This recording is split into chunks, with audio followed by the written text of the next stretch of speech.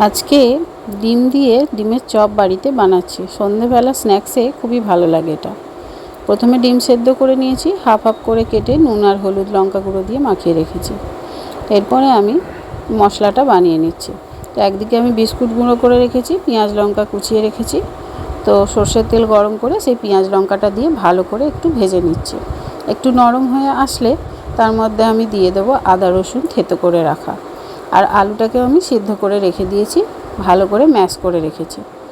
এবারে পেঁয়াজটা ভাজা ভাজা হয়ে যেতেই তার মধ্যে আদা রসুন থেতো করে রাখা দিয়ে দিলাম। এরপরে দিয়ে দিচ্ছি আলু সেদ্ধ করাটা, আর দিয়ে দেবো সব গুঁড়ো মশলাগুলো।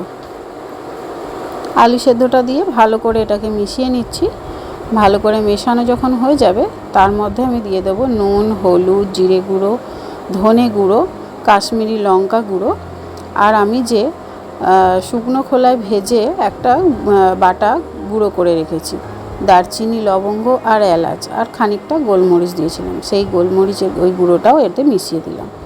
আর একদিকে আমি বাটিতে একটা গোলা বানানোর জন্য নুন আর গোলমরিচ দিয়ে কর্নফ্লাওয়ার জল দিয়ে গুলে রেখেছি। এরপরে আমি ব্যাটারটা তৈরি করে নেব। সেই ব্যাটারের মধ্যে আমি এই মশলা কষানোটাকে তুলে নিয়েছি, ঠান্ডা হয়ে গেছে, বিস্কুটটাকে গুঁড়ো করাই আছে। এইবারে চপগুলো আমি এক এক করে গড়ে নিচ্ছি। প্রথমে অল্প অল্প করে মশলা নিচ্ছি, এটা হাতের মধ্যে একটু ফেলিয়ে নিয়ে গোল গোল করে তার মধ্যে ডিমটা দিয়ে এভাবে পুরো ডিমটাকে কভার করে নিচ্ছি। এরপরে ডিমটাকে চপটাকে এই কর্নফ্লাওয়ারের মধ্যে এক এক করে দেব। এই দেখুন সব কটা আমার তৈরি হয়ে গেছে। এবার গোলার মধ্যে ডোবাবো আর বিস্কুটের গুঁড়োর মধ্যে এটাকে একবার করে গড়িয়ে নেব। ভালো করে শুকনো করে এক হাত দিয়ে করতে হবে আর এক হাত দিয়ে ডিমের এটাকে করতে হবে। এরপরে এইভাবে এক এক করে সব কটা আমি তৈরি করে নিচ্ছি।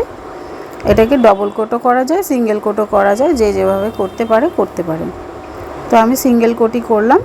সব কটাকে ভালোভাবে করে নিয়ে এই বিস্কুটটা আমি নেড়ো গুঁড়ো করে নিয়েছিলাম বাড়িতে মিক্সিতে, সেটা দিয়েই করছি।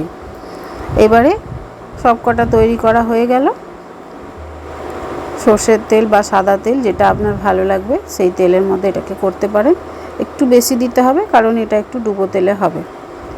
তো দিয়ে তেলটা গরম হয়ে যাওয়ার পরে এক এক করে সমস্ত চপগুলো দিয়ে দিচ্ছি, আর ভাজা হলে দুপিঠ ভালো করে নেড়ে চেড়ে ভেজে নিয়ে তুলে নেব। ব্যাস, গরম গরম ডিমের চপ তৈরি হয়ে যাবে। এর সাথে আপনি সস, পেঁয়াজ আর শসা কুচিয়ে পরিবেশন করুন, আর সবাইকে খুব আনন্দ দিতে পারবেন।